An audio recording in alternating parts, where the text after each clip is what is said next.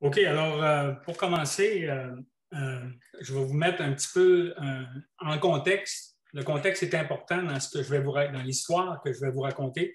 C'est évidemment l'histoire de mon expérience sur le chemin.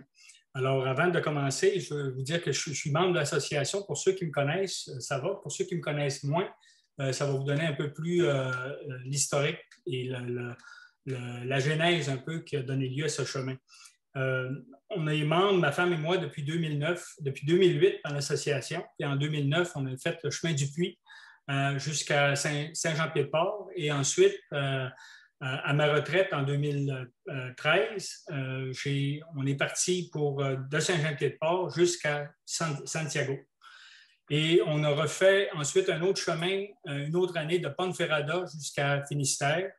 Et on cherchait d'autres chemins. Puis évidemment, durant les années entre 2009 et 2013, on a décidé qu'on ne voulait pas arrêter de marcher. Donc, on a fait les chemins du Québec, les chemins qui partent de Ottawa, les trois chemins, chemin des Outaouais, chemin des Sanctuaires, chemin des Navigateurs, qui forment une chaîne. Si on les fait les trois, on met les trois ensemble, environ 1000 km. Donc, pour ma part, je l'ai fait presque 2 fois. 2 fois tous les chemins, sauf le chemin des Sanctuaires, que j'ai fait 1 fois.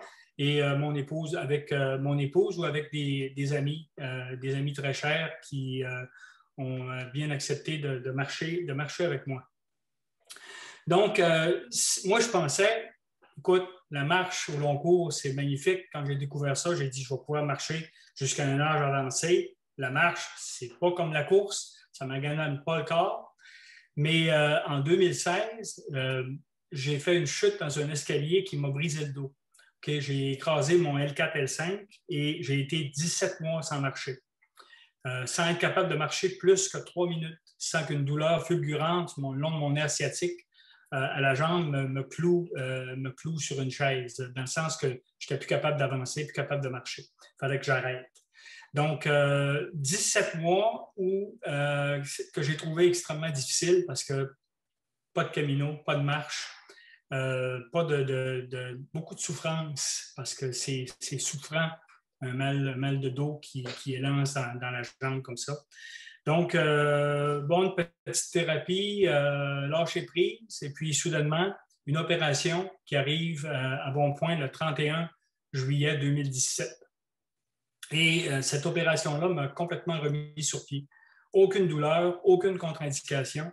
Au mois de septembre, après ma convalescence, septembre-octobre, j'ai appelé mon ancien patron puis j'ai dit, écoute, as-tu un contrat pour moi? Parce que moi, je pète le feu, il faut que ça bouge. Puis il dit, tu rentres lundi. J'ai dit, OK. Donc, je suis parti quelques mois, mais ça, c'est pas suffisant, c'est bien beau le travail, mais je suis à la retraite, je prends les contrats seulement saisonniers.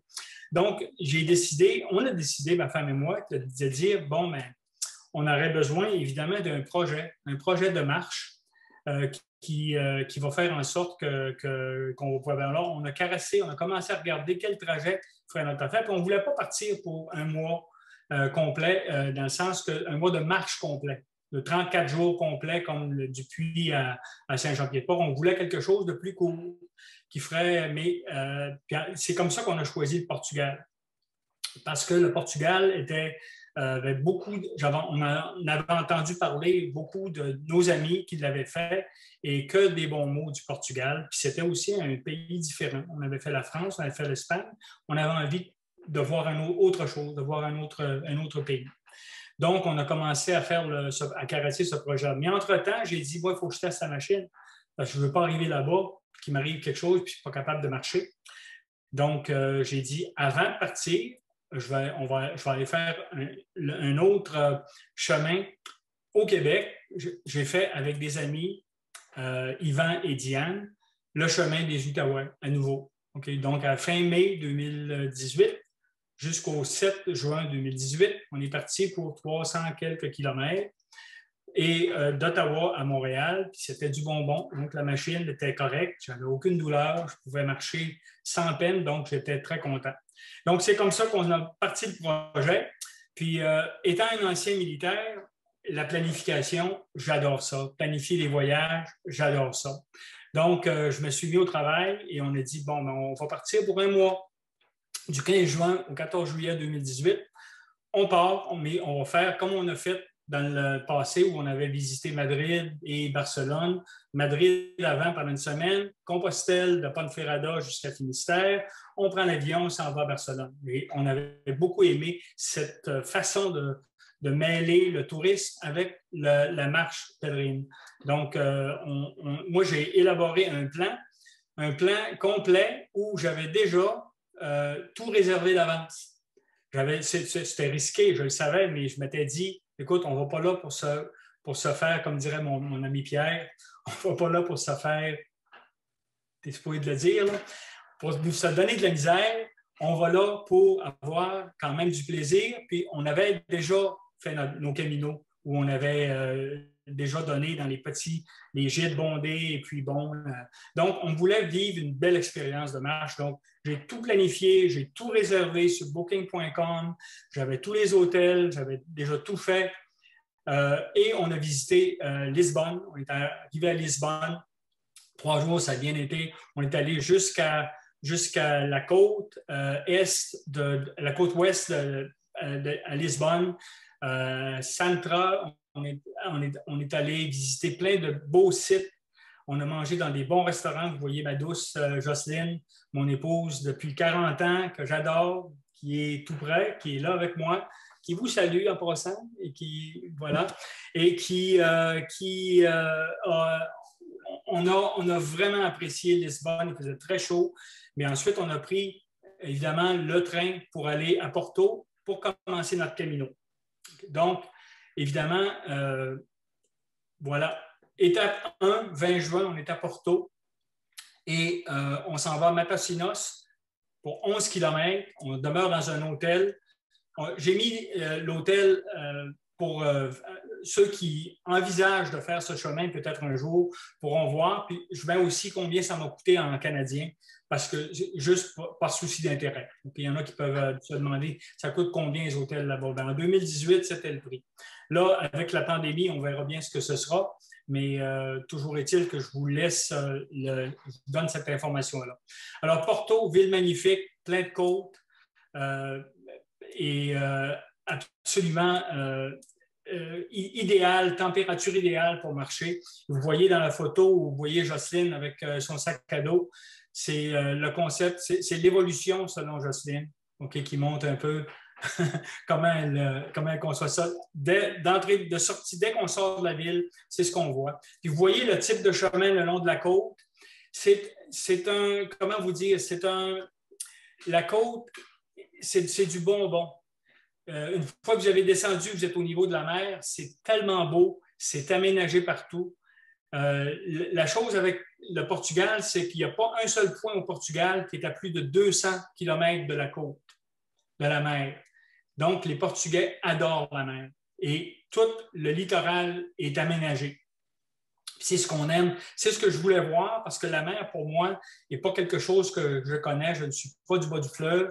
On est allé faire le chemin des navigateurs que j'ai adoré. Je l'ai fait 2 fois pour cette raison, parce que je trouvais ça absolument magnifique de sentir les effluves de salés de la mer. C'est absolument magnifique.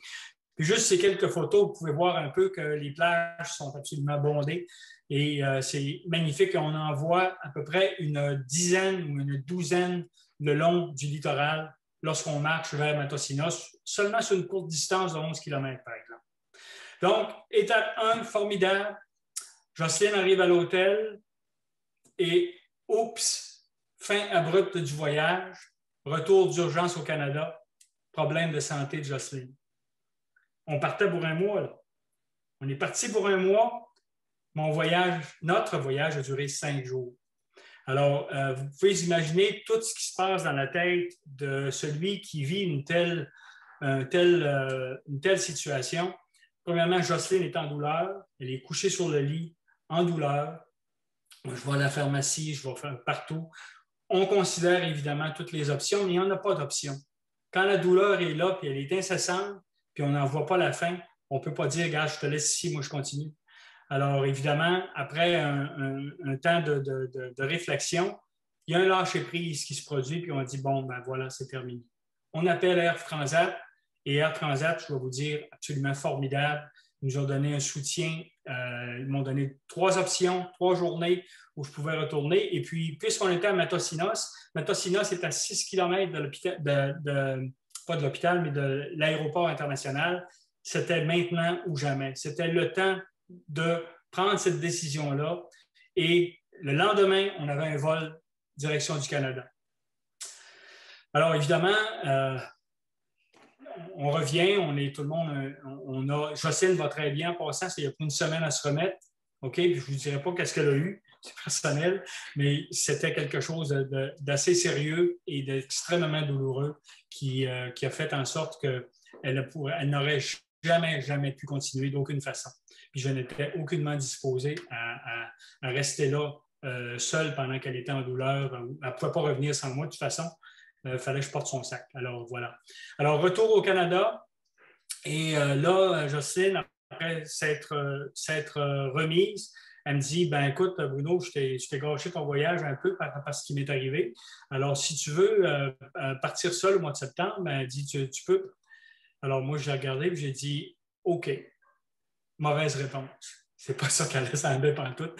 On aurait aimé que je dise, bon, on va attendre une autre fois. Mais moi, j'avais cette urgence de vivre, j'avais cette urgence de bouger, j'avais envie de partir marcher. Et donc, j'ai dit oui. J'avais aussi envie de partir seul. Je ne sais pas, c'est quelque chose de nouveau qui m'habitait. On avait toujours marché en couple d'habitude, mais là, j'avais envie de partir seul. Et j'ai dit, OK, je vais y aller seul. Alors, évidemment, j'ai décidé de mon itinéraire, sauf que ce que vous voyez là, j'ai décidé que je ne planifiais absolument rien.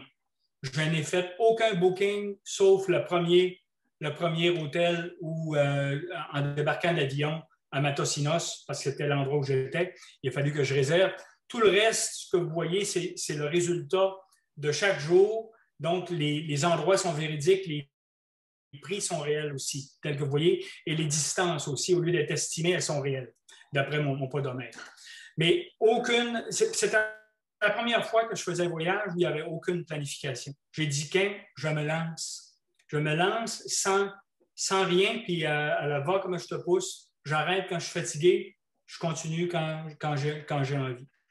Donc, pas de tourisme, strictement de la marche. Okay? Donc, j'arrive à, évidemment, mon étape 1 est faite, donc je commence avec l'étape 2. Et il s'avère que nos amis avec qui j'avais marché le chemin des Outaouais juste en juin, faisaient eux aussi un voyage, le même voyage que moi, mais eux, ils l'ont fait très intelligemment en diminuant les distances pour être sûr que pour avoir un voyage en respectant leurs limites. Donc, eux étaient partis de Porto un peu avant et je débarque de l'avion, je prends le métro, j'arrive directement dans l'hôtel, j'enlève mes bottes et qui ne vois-je pas entrer dans, Diane et Yvan, que vous voyez dans la première photo en haut à gauche. Donc, puis Diane, Yvan, en passant, en fait, les 3 chemins que je vous ai montrés tout à l'heure de 1000 km, il l'a fait à 6 reprises, 6 fois. Donc, c'est une machine. Et Diane l'a accompagné un très grand nombre de fois aussi dans ses marches annuelles, sa remise en forme annuelle. Alors, vous voyez, on a pris un petit repas la veille. C'était extrêmement agréable de retrouver des amis québécois en sol étranger. Et on est parti pour 21,8 km pour ma part et 14 km pour ce qui est de nos amis où ils s'arrêtaient à La Bruge, où vous voyez dans la carte que vous voyez à droite, dans le point du milieu, à La Bruge, on se quittait à ce point-là. Donc, c'est là que mon pèlerinage solitaire a vraiment débuté pour moi. Okay, donc, à partir de là, j'étais seul et j'y allais. Donc, je n'avais aucune réservation. J'ai rencontré un Allemand environ 2 ou 3 kilomètres avant d'arriver à Vila do Conde et je suis allé y aller à un hostel Bellamar. Je suis allé là aussi parce que j'ai dit pourquoi pas. Donc, je suis rentré là et avec lui, C'était une auberge jeunesse et j'avais un motocycliste qui dormait sur le lit supérieur et une chambre à quatre. Et justement, en allant prendre, juste une petite anecdote, en allant prendre ma douche, je m'aperçois que j'ai pas de serviette. J'ai oublié de pacter ma serviette donc, je ne pouvais pas, j'aurais été obligé de m'essuyer avec mes vêtements. Donc, je m'en vais au comptoir et je demande, y a-t-il un endroit où je pourrais acheter une serviette? Elle me dit, ben justement, il y en a une ici qu'un pèlerin a déjà oublié, puis c'était le grand modèle, le beau modèle. Puis elle dit, je vous la donne, c'est à vous. Alors, ça, c'est un des cadeaux du chemin. D'entrée de jeu, je savais que j'étais au bon endroit, à la bonne place, au bon moment. Ce sont des petits cadeaux que le Camino nous donne. Donc,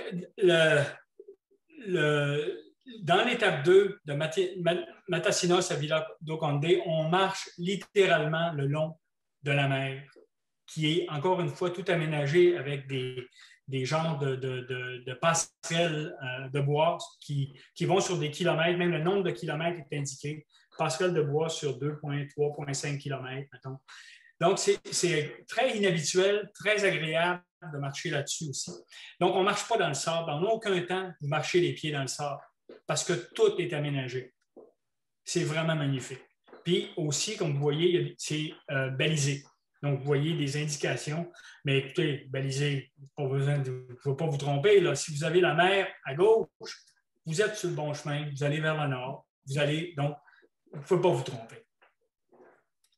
Donc, de là, on va jusqu'à Esposende, 24,1 km. Ici, j'ai encore une fois beaucoup apprécié les petits villages qu'on traverse. Ce qui est intéressant dans celle-là, vu que je n'avais rien réservé, je suis allé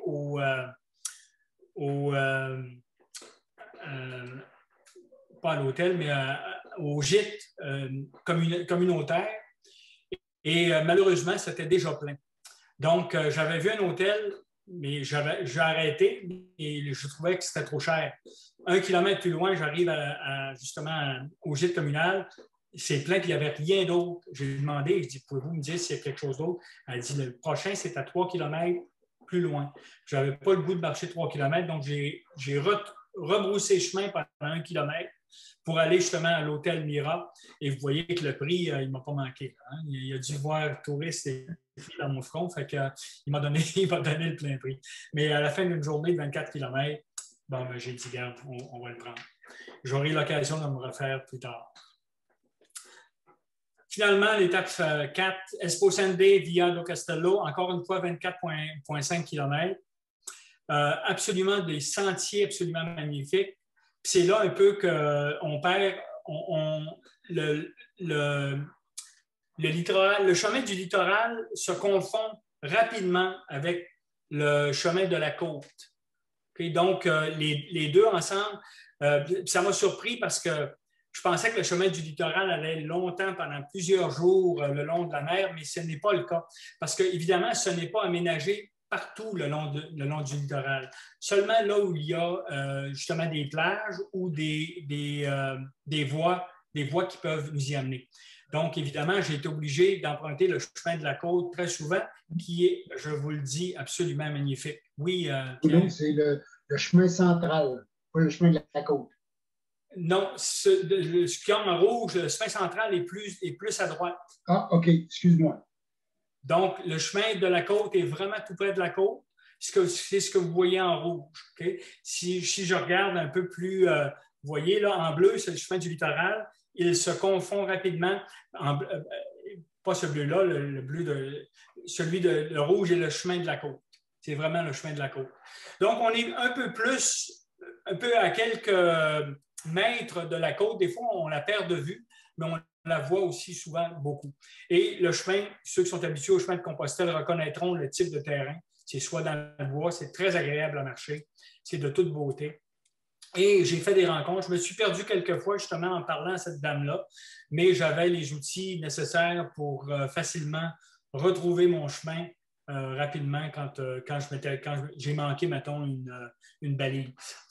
Je suis allé dans les petits, encore une fois, dans une auberge jeunesse, Avenida Centrale. En passant, c'est là que j'ai eu l'air assez québécois, merci. Je suis arrivé, il m'a dit, écoute, c'est au troisième. Je m'en vais au troisième, mais moi, le troisième, moi, je suis déjà au premier quand c'est le rez-de-chaussée en Europe. Donc, rez-de-chaussée, premier, deuxième, troisième. Moi, je suis allé cogner à la porte du troisième, qui était réellement le deuxième pour eux. Puis là, je n'arrivais pas à avoir de réponse. Alors, si vous m'aviez entendu, vous auriez entendu quelques sacs en bon québécois, parce que là, j'ai commencé à perdre patience parce que je ne trouvais pas la place qu'il m'avait dit. Donc, mais c'est juste pour vous dire qu'il faut s'adapter quand on est ailleurs. Donc, dans ce cas-là, ça a été c'était cocasse. Donc, on continue vers Viana del Castello à Caraceo. 14 km, petite journée, mais encore une fois, température magnifique. Il n'a pas plu une seule journée durant mes 21 jours où j'ai été là-bas. Pas une seule journée. Il y a eu du crachant un petit peu pendant quelques minutes, mais ça n'a pas duré. Puis écoute, c'est absolument magnifique. Encore une fois, vous voyez un peu le type de chemin sur lequel on marche. La mer, toujours à proximité, toujours proche, avec une belle albergue Casa do Sardeo à 18 $ et impeccable. J'ai beaucoup, beaucoup aimé ce gîte-là. Beaucoup de gens toujours prêts à échanger, toujours prêts à partager. C'était vraiment, vraiment extrêmement agréable d'avoir choisi cet albergue-là. On continue vers, et vous voyez, ici on arrive à la frontière entre le Portugal et l'Espagne. Donc, on n'est pas au Portugal très longtemps quand on part de Porto. On est à peine 6 jours, OK? 6 jours au Portugal. Si vous marchez, vous pouvez faire plus long, évidemment, mais dans mon cas, à moi, c'était 6 jours, avec des distances qui étaient quand même, selon moi, raisonnables, OK? Pour un homme seul, une personne seule.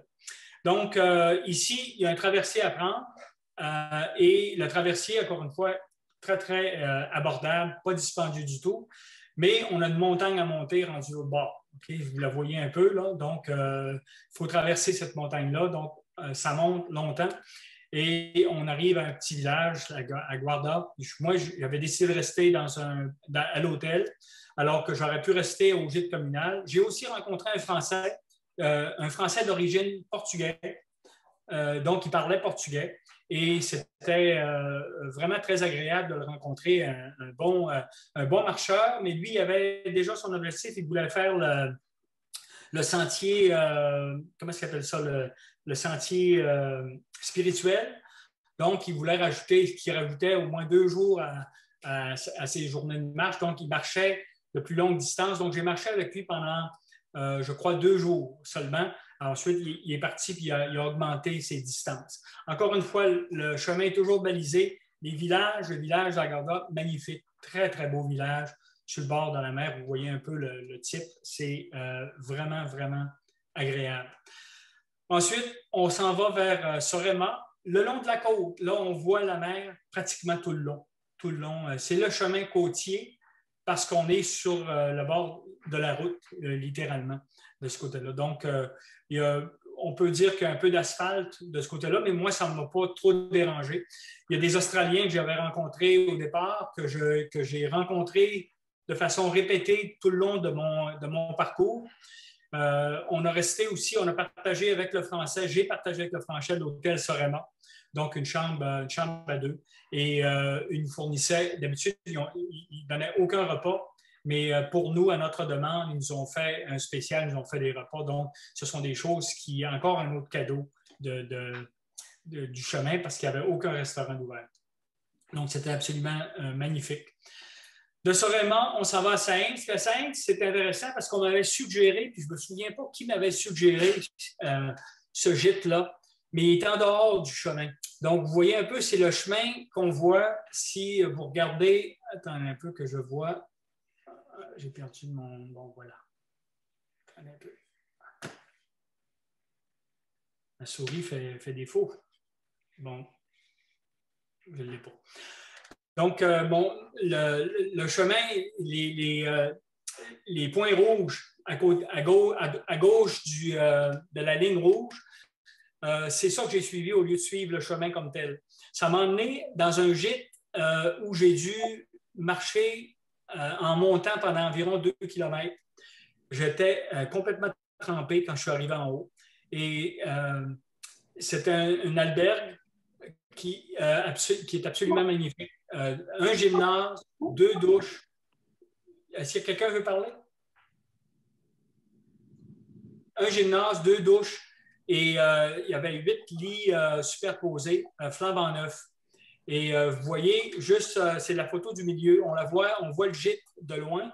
Et juste en bas, à droite du mur que vous voyez dans la photo du milieu, il y a un restaurant qui était là, qui m'a fourni à manger pour dîner et pour souper pour 6 euros. Mais vraiment un délice.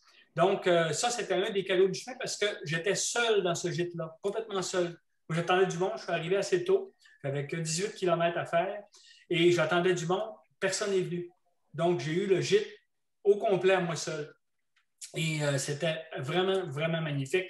Vous voyez qu'on est plus en hauteur et pour le prix de 12,18 $.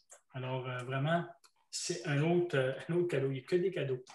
Vraiment, à partir de là, en passant, le 8 septembre, c'était l'anniversaire de naissance de mon épouse. Donc, très content de pouvoir avoir la technologie pour lui parler. Ensuite, l'étape 9, on arrive à Redondela, de Sainz à Redondela, un autre 18 km. Et magnifique parce que là, on est tout en hauteur sur le chemin de la côte. Parce que le chemin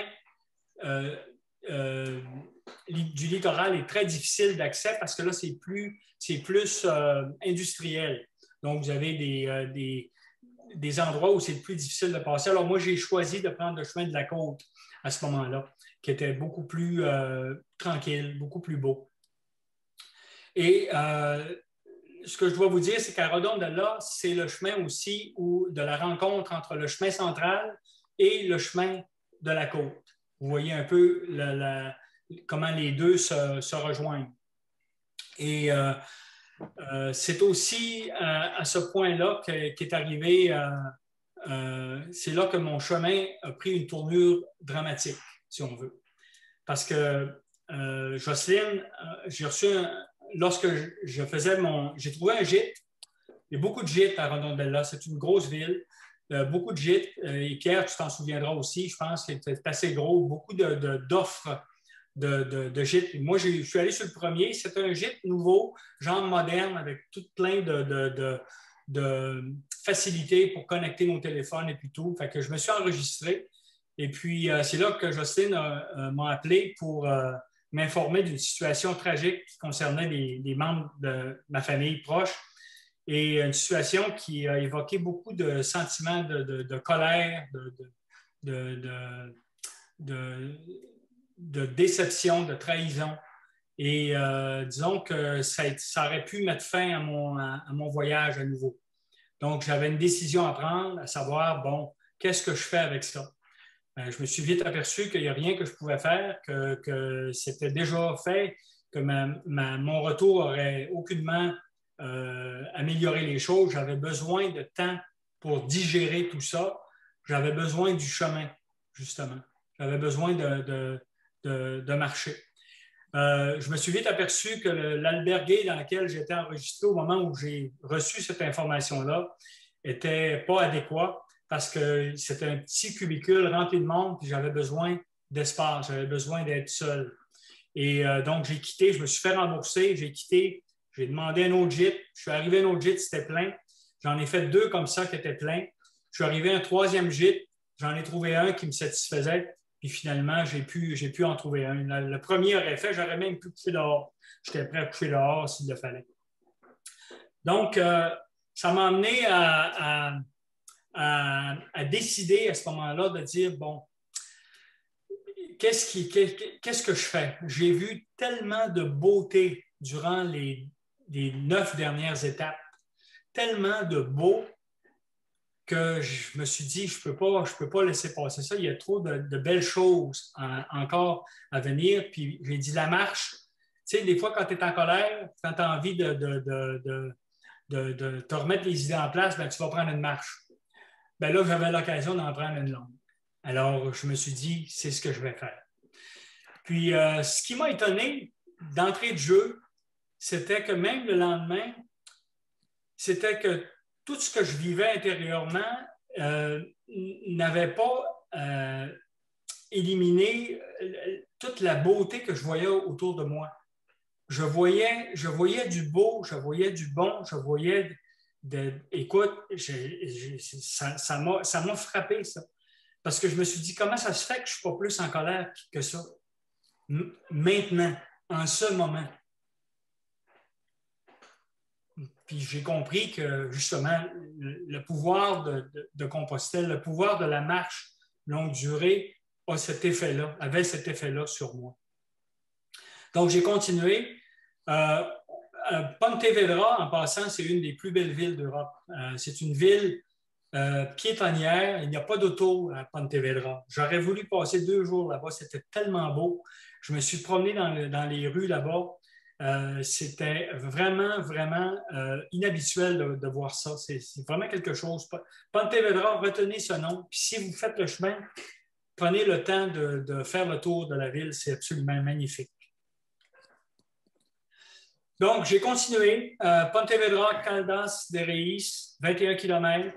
Encore une fois, si vous pouvez, je vous ai mis quelques photos pour vous montrer un peu, donner une idée de la beauté du chemin. Évidemment, les conditions sont idéales, les conditions climatiques sont idéales. Et je ne vois pas beaucoup de monde. Il y en a plus que sur le chemin de la côte, mais pas tant que ça non plus. Donc, je me paye des petits hôtels parce que des fois, je n'ai juste pas envie d'être avec trop de monde. J'avais envie de pouvoir décanter ce que j'avais à vivre. Et évidemment, je suis en communication constante tous les jours avec mon épouse et puis on essaie de faire du sens de ce qui nous arrive, si on veut. Et ça continue. Donc, étape 12, Caldas de Rei à Padron, 22,7 km. Encore une fois, écoutez, regardez, on part le matin, là, c'est absolument sublime.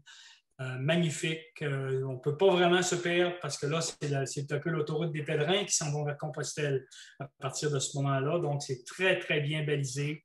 Donc, pas besoin de s'inquiéter. Tout ce qu'on peut faire, c'est marcher et c'est propice à la méditation, la marche méditative, si on veut. On peut vraiment, vraiment être dans sa bulle et y prendre un malin plaisir.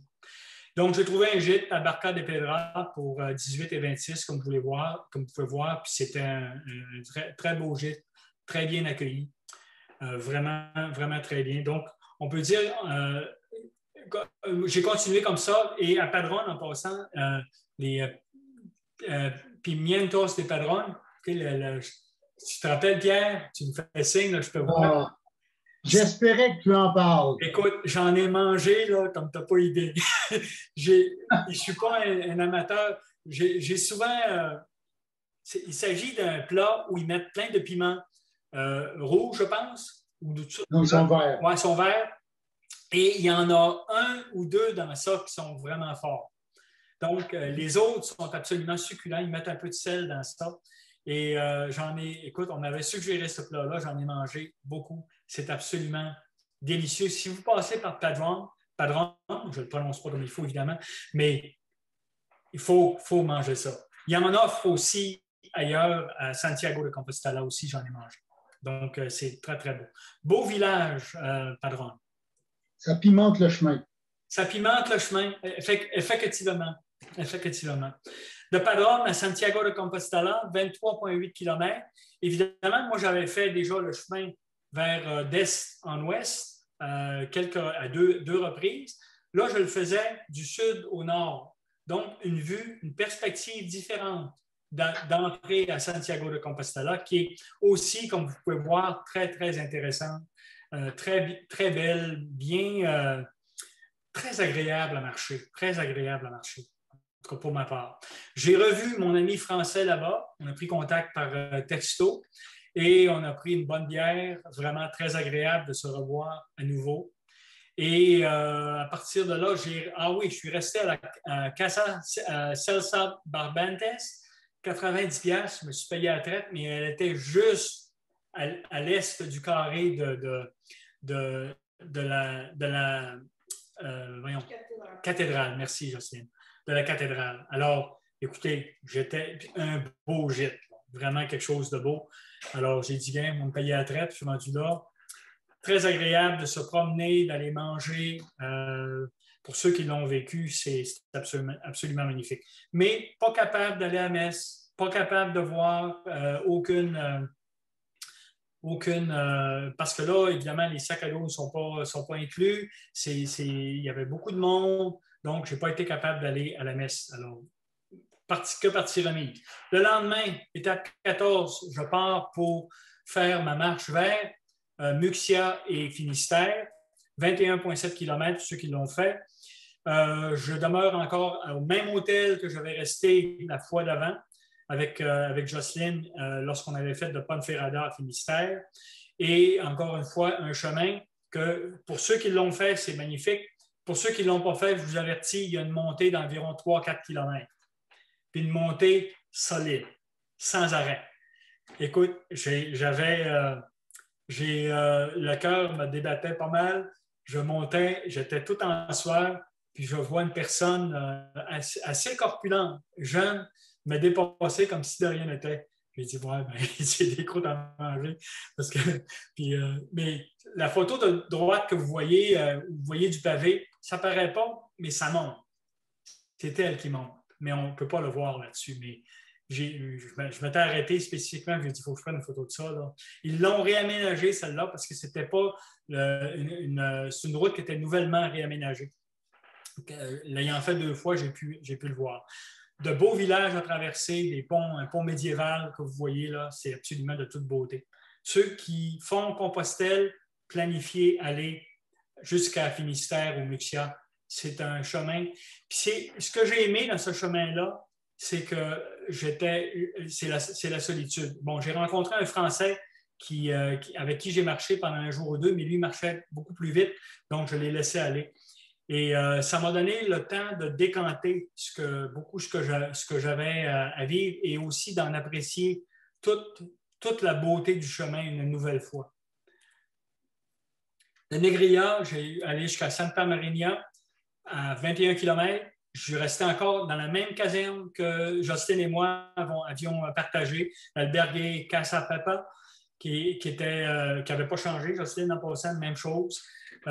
Extrêmement agréable, très agréable d'être là. Vraiment, j'avais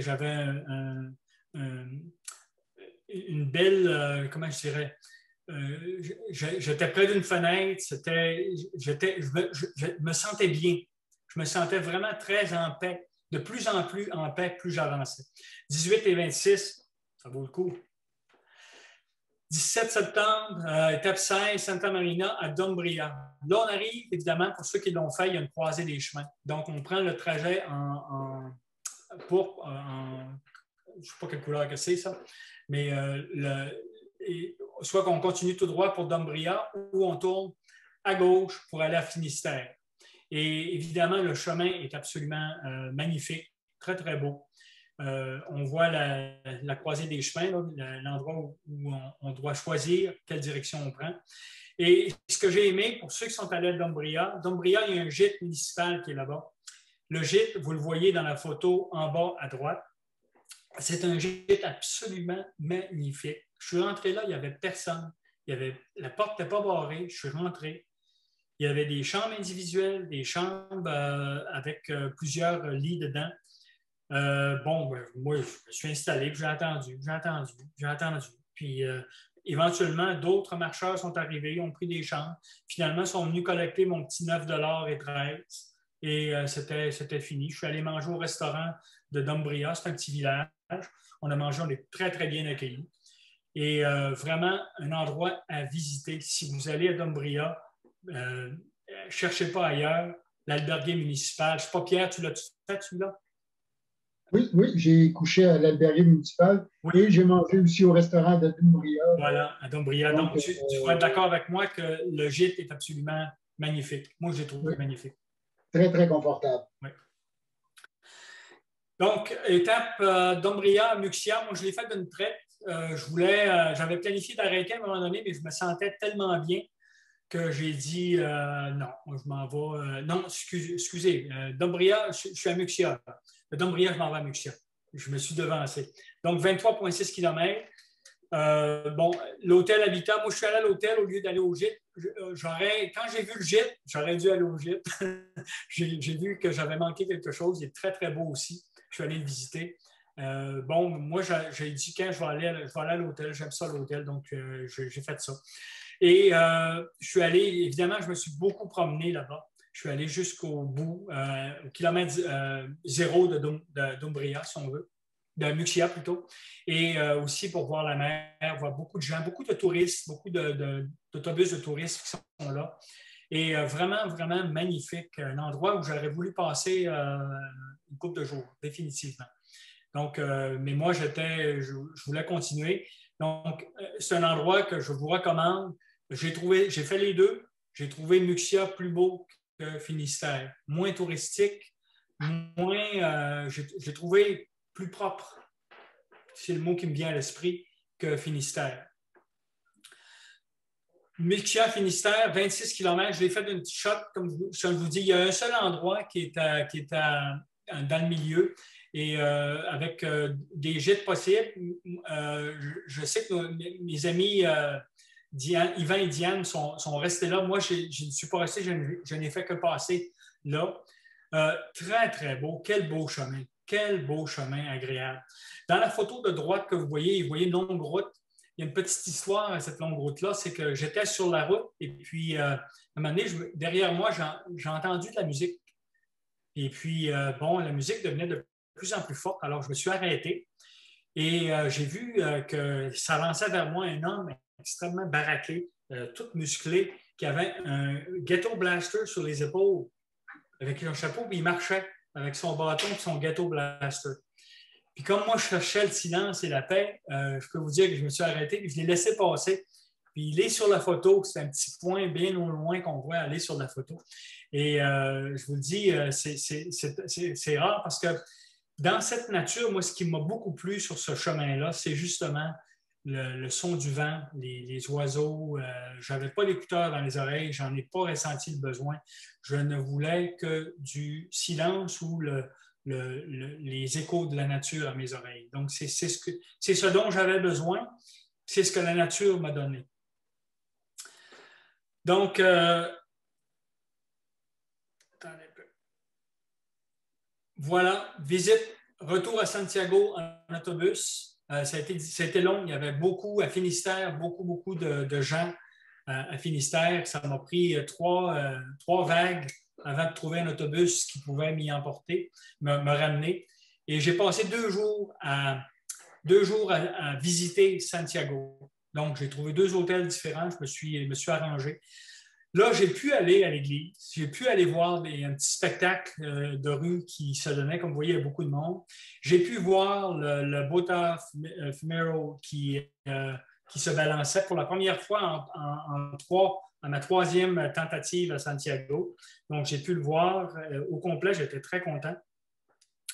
Et j'ai pu revoir à nouveau mes très chers amis, Yvan et Diane, qui, eux, avaient pris leur temps pour se rendre jusqu'à Santiago. Donc, moi, j'ai eu le temps d'aller jusqu'à Muxia, Finistère et revenir pour finalement les rejoindre. Et pendant 2 jours, on a mangé ensemble et je vous dis, ils ont été d'une écoute et d'une oreille parce que j'ai pu me confier à eux. Et je ne sais pas si vous êtes là, il y a Diane et Yvan, mais je vous en suis extrêmement reconnaissant. Vous avez été des anges sur mon chemin, des véritables anges. Et je vous en remercie beaucoup, beaucoup. Donc, en conclusion, qu'est-ce que cette expérience m'a appris? Ben, ça m'a appris de planifier, c'est bien, mais je n'ai pas vraiment à tout prévoir. Ce sont les imprévus rencontrés qui ont été les plus enrichissants et transformateurs. Ma souffrance a diminué dans la mesure de mon acceptation de ce qui s'est présenté. Accepter ce qui est libérateur. Parce que pour moi, c'est comme si l'univers avait un plan différent de ce que j'aurais pu, moi, concocter. Donc, le fait que, justement, en juin, notre Camino n'ait pas fonctionné, que je sois obligé de revenir et ensuite que j'y suis retourné pour marcher seul, pour moi, ça a pris tout son sens avec la nouvelle qu'on a appris et ce que mon épouse et moi, on avait à vivre. Alors, c'était une vraie bénédiction. Je me suis rendu compte aussi que c'est OK de se rendre vulnérable, de me rendre vulnérable, je parle pour moi. Le chemin m'a permis de prendre du recul et prendre conscience de certains angles morts et certaines blessures pour mieux les guérir. Des fois, on a besoin de vivre ces émotions-là. On ne peut pas les refouler. On ne peut pas juste, en tout cas, dans mon cas, moi, avec la formation militaire, ben, on ravale, you suck up and you carry on. Mais il y a des fois aussi qu'il faut accepter de vivre certaines émotions. Mais le chemin m'a permis de vivre ces émotions-là, de vivre ma colère, de la marcher et de la transformer. Donc, cette vulnérabilité-là m'a été d'un grand secours. Et je me suis aperçu aussi, ce que ça m'a appris, c'est que je suis pleinement responsable de mon expérience du chemin. Et je ne veux donner à personne le pouvoir de me rendre malheureux, que ce soit une mauvaise nouvelle, parce que toute la beauté du chemin était là. Puis c'était à moi d'ouvrir les yeux pour la voir. Et c'est pas un événement extérieur qui, la beauté, on la prend, puis on la rentre en dedans. C'est ce qui nous rend heureux. Donc, le bonheur vient de l'intérieur. Pour moi, ça a été aussi une révélation. Donc, les bienfaits que j'ai retirés du chemin dépendent entièrement de mon intention et de mon attention à ce qui, dans le moment présent. Pour moi, ce fut un chemin d'amour et de pardon. Et sur ce, je vous remercie de votre écoute.